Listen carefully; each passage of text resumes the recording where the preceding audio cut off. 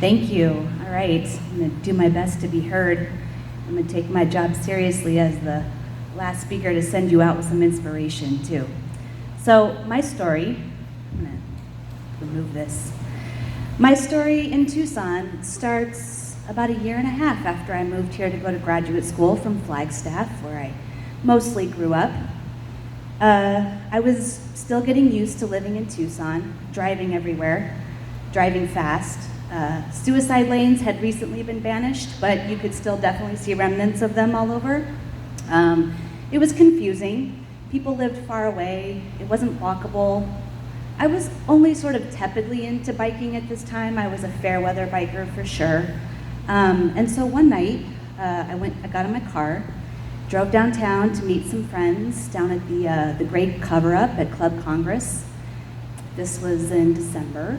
And had a few drinks, had a great time, had a great show, got in my car, drove home, got pulled over at the taco shop on Broadway across the street from Miles, failed the breathalyzer, and got cited with a DUI. The police officer felt really sorry for me and called a cab who took me over to my friend's house, and I stayed the night on her couch. The next morning, I sat there, and the first realization I had was, can I still be a teacher? Of course, I didn't know this now, but it's Tucson. You can, of course, be a teacher if you have a DUI. You can be a council person. You can be a traffic engineer. I mean, there's a lot of things you can do if you have a DUI. But I didn't know that then. I was terrified, and I was mortified. I didn't want to call my criminal lawyer stepdad in Flagstaff and tell him, but I needed to call my criminal lawyer stepdad in Flagstaff and tell him. So I'm sitting there sifting through my emotions, mostly feeling really humiliated, really embarrassed, really disappointed in myself. And I decided at that moment that I was going to overcompensate for my transgression by taking the most obvious course of action, which was to forego driving altogether and never get behind the wheel of a car again. That was actually pretty easy for a while. As I mentioned before, I was a tepid bicyclist. My dad, actually, my father, Keith Walzak, was the city of Tucson's very first bicycle and transportation coordinator for the city of Tucson in the 90s. And we have him to thank for Mountain Avenue. We have him to thank for 3rd Avenue. And when I was a kid coming down to Tucson to spend summers with him when my parents were divorced, my dad would take us on the most exciting, most fun nighttime bike ride adventures through Armory Park. We'd go to the Tucson Convention Center and we'd ride through the Expo Plaza fountains. And he tried to teach me, I mean, I wasn't really receptive to it at the time in the 90s, but he tried to teach me how to navigate my way using safe, low-stress streets without a lot of cars on them. So back to that morning on my friend's couch, I was like, all right, I'm gonna do this. I am just gonna remove car driving from my life altogether. I can never get in trouble if I do that. So, like I said, I started biking out of necessity. I had to figure out the fastest, safest way to get from my house, which was in Midtown, about Tucson and Glen area near Grant and Campbell. Only about a 2 mile distance to the U of A. And I got on my big, heavy tricycle, which I had very proudly purchased from Bargain Basement Bikes when I moved here, because I thought, this tricycle is great. There's a basket in the back and I can put my book bag and my books and my lunch in there, and I don't have to have anything on my back. The problem was it took about 45 minutes to go 2 miles with this really heavy tricycle. This was not gonna cut it. So my dear friend on whose couch I woke up that morning signed me up for the Bicus Build-A-Bike class.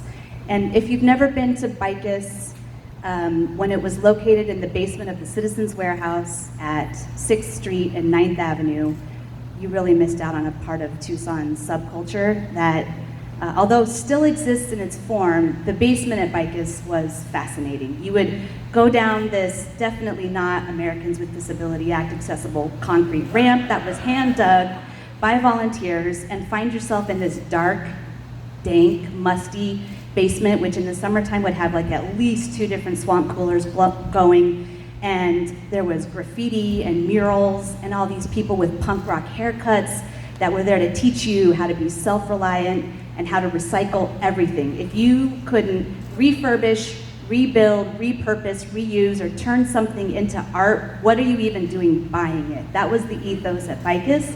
And I took their Build-A-Bike class, so I took the whole, took a bicycle apart from start to finish, cleaned out every part, learned all about the parts in the process, put everything back together again, and then this was a bicycle that Bicus could then use and sell to keep the services of Bicus going. That class did wonders for my confidence at a time when I really needed it most. Then I started figuring out how to ride more, and my little concentric circle of Tucson started to grow. So first I started biking to the University of Arizona and back, and then I got a faster bike. I got a all-steel Bianchi road bike, and I put really fast tires on it, and I even did a stupid thing where I made it into a fixie, because I don't know, and then fixies were cool, and everybody was doing that, and everybody at Bicus looked at me like, why don't you want gears? I don't know, I just want a fixie. So I got this fixie, and I got the kind of pedals that you clip your shoes into, and I would go up to the Rillito path at the top of Tucson Boulevard, and I would ride back and forth on the path, just figuring out how to get into those pedals so I wouldn't fall over. So my circle got a little bit bigger, and then one day I rode up a mountain on my fixie, and I took a picture of myself going like this, and I was feeling really strong and really good. And then I signed up for one of those bike races that Perimeter Bicycling puts on. It was the tour of the Tucson mountains, back when they had that. And I rode with my mother, who's a really good athlete, all the way around the Tucson mountains and back. My circle got a little bit bigger, and I was finishing school, and I was still car free, and we got our student teaching assignments. And my student teaching site was Ironwood Ridge High School in Oro Valley. I was like, whoa.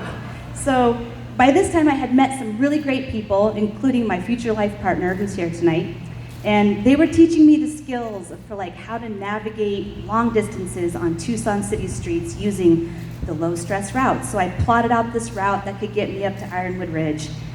But I just couldn't figure out how to do it in enough time and in a way that would get me there, not sweaty, not totally exhausted, and be ready to student teach all day. So at that point, that was about 9 months after the whole thing happened, I sucked it up. I figured I gotta reinstate my driving privileges, and I did it. I drove, did the whole thing, because sometimes in Tucson, you just have to drive. But by this time, it had stuck. That behavior in me had stuck, and I didn't like being behind a car. I saw it as a form of incarceration, as being tied to this metal box that is being sold to us like it's some pathway to freedom, but it was expensive, it was dangerous, it was frightening, and it really made me feel disconnected from not just people, but from the landscape that is Tucson. I started noticing when I would go by places that I only had bike paths before, that I would see little nooks and crannies, especially on the road going up to Mount Lemmon or the roads going out into the Tucson mountains. Be like, man, this is such a more beautiful experience when I'm out of this car and I'm on a bike. I graduated, and this was at the peak of the economic recession. There was one school district in all of this area that was hiring, and it was Vail Unified School District. So instead of going way up to the northwest, no, I was going way down to the southeast. But I was like, I got this, because aviation bike path almost goes the entire way there. So I figured out how in the mornings to ride my bike down to the Ronstadt Transit Center, put my bike on the bus, and this is a time when I know Anton was driving buses, pretty sure I saw you sometimes, and I would take the bus out to Marianne Cleveland Way, take my bike off the bus and finish riding to the high school, and then I would ride my bike all the way home. And by this time we had bought a house and we were living out on the west side in Menlo Park at the base of A Mountain. And what did I think about on those 90 minutes of bike riding from Empire High School back to my house? I thought about how much street we have, and how if this was something that was forced on me because of a really bad mistake that I made, but it's something that has opened up so much possibility and so much confidence in me, and also just really shifted my perspective in the way I see myself and the way I see myself in this community, and the way that I see, most importantly, the resources we've allocated in our built environment in this area. this all needs to change. It all needs to shift. I'm not special. I'm not an athlete. I'm not somebody who's super good at endurance stuff. I just did something out of necessity, and it turns out it was the best thing that ever happened to me. So because it was the recession and nobody was hiring, I hedged my bets, and I also applied for a job at BICUS, where I was the BICUS Education and Outreach Coordinator for 5 years.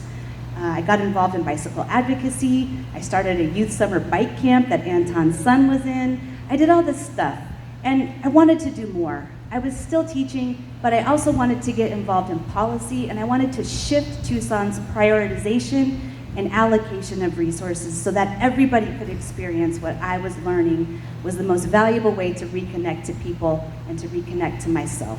So I co-founded an organization. It's called Living Streets Alliance, and we put on this big event where we remove the cars from the street, and we invite everybody to get out of their cars twice a year and experience what it can be like to reconnect with your community and reconnect with your legs. It's called Cyclovia Tucson, and one of the first times that I ever organized Cyclovia Tucson, it was the year that it snowed. It was March. It snowed, it rained, and we had to call the whole thing off. It was a super bummer. It was only the second year that we had Cyclovia. We had to cancel it because people were freezing. It was weird. So we were getting ready to plan the next one, but we had to wait a whole year.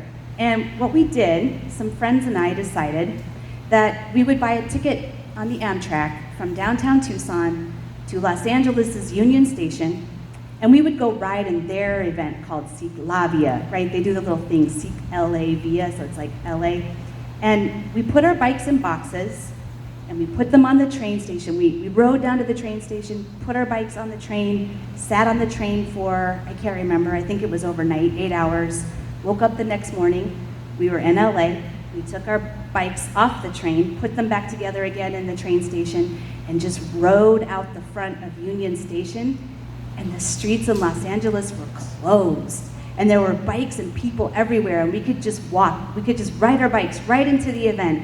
We rode that event as far as we could go. There were so many people in the streets in Los Angeles that the lights would change and we'd have to wait, and then wait again, and then wait again until it was our turn to go. It was a traffic jam filled with people. It was amazing. We couldn't even get to the end of the route before we had to go back to Union Station, take our bikes back out, take them apart again, put them back on the train, and we rode the train back to Tucson and got home early in the morning the next day. And that was when I realized how big my concentric circle could be on just a bike. I didn't need a car. None of us really need cars. What we need to do is just create our built environment to support the kind of human connections and human interactions that we're meant to have. Thanks, that's my story.